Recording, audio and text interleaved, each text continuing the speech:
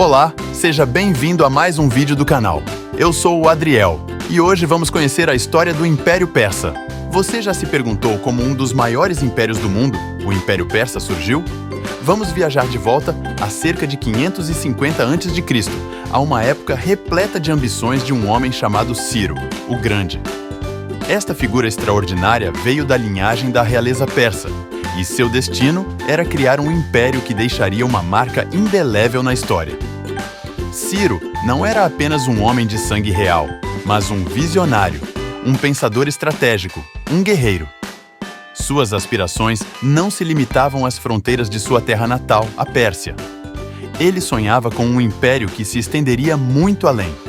Através de alianças estratégicas, destreza militar formidável e uma vontade inabalável, ele decidiu conquistar e unificar diversos territórios sob uma bandeira imperial. E assim, com a visão e a coragem de um homem, nasceu o Império Persa. Mas como um império fundado por um homem cresceu e se tornou um dos maiores da história? Bem, vamos nos aprofundar nisso.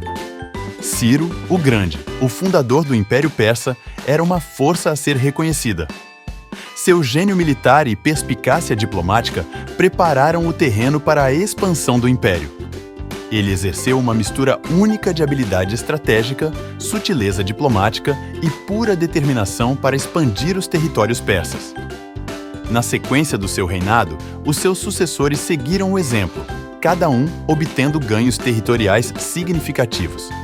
Adotaram uma combinação de conquistas militares e alianças diplomáticas para ampliar ainda mais o seu alcance.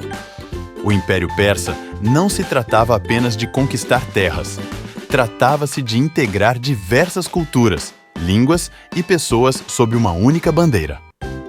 Esta abordagem estratégica e diplomática à expansão foi fundamental para solidificar o poder e a influência do império em vastas regiões.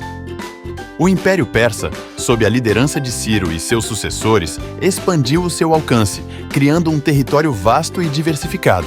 Um império tão vasto como o Império Persa precisava de uma estrutura administrativa forte. Mas como era gerida?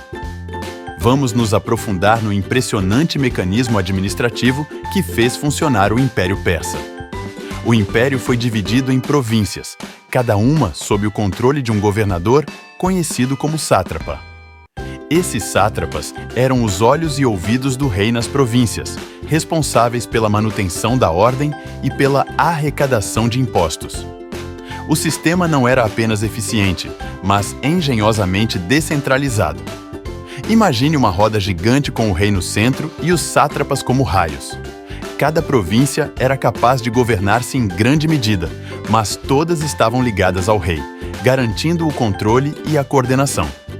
Os sátrapas eram essencialmente deputados do rei, escolhidos pela sua lealdade. Eles mantinham a lei e a ordem locais, supervisionavam a cobrança de impostos e administravam o recrutamento militar. Esta configuração permitiu ao rei manter o controle direto sobre as vastas extensões do império, ao mesmo tempo que delegava a administração diária seus sátrapas de confiança. Os sátrapas eram controlados por um sistema de freios e contrapesos. Os inspetores reais, conhecidos como olhos e ouvidos do rei, conduziam auditorias surpresa para garantir que os sátrapas não estavam se tornando muito poderosos ou corruptos. Através deste eficiente sistema de administração, o Império Persa foi capaz de manter o controle sobre o seu grande e diversificado território. Cada província contribuiu para a força do império, mas o poder permaneceu firmemente nas mãos do rei. Imagine ter uma moeda padronizada numa época em que cada região tinha a sua. Como os persas fizeram isso?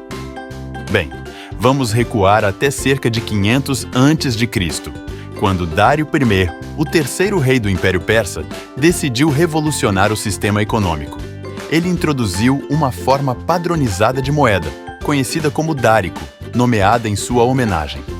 Esta moeda de ouro, pesando cerca de 8 gramas, tornou-se a espinha dorsal da economia do império. Antes disso, cada região do vasto Império Persa tinha a sua própria forma de moeda, causando uma economia caótica e instável. A troca era a norma e o comércio era, no mínimo, um assunto complexo. Dário viu a necessidade de um meio de troca universal e assim nasceu o dárico. A introdução do dárico teve efeitos profundos no Império. Não apenas simplificou o comércio, mas também reforçou a economia do Império. Trouxe estabilidade e uniformidade, tornando as transações mais suaves e eficientes. O dárico também serviu como símbolo da unidade e força do Império. Além disso, ajudou a fortalecer a autoridade central, pois permitiu a Dário cobrar impostos de forma mais eficiente. Isto, por sua vez, proporcionou os fundos necessários para manter o vasto exército e sistema administrativo do Império, apoiando o crescimento e a estabilidade do Império. O estabelecimento de uma moeda padrão foi uma prova da governação inovadora e eficaz do Império Persa. Os dáricos, à sua maneira, desempenharam um papel significativo na ascensão e prosperidade de um dos maiores impérios da história. Então, como o Império Persa surgiu e se estabeleceu? Tudo começou por volta de 550 a.C., com Ciro, o Grande, que lançou as bases do Império. Seus sucessores expandiram então o território através de conquistas estratégicas. Os líderes persas desenvolveram um sistema administrativo eficaz, com os sátrapas desempenhando papéis vitais na administração provincial. Dário, o primeiro, consolidou ainda mais a prosperidade do império ao introduzir uma moeda padronizada.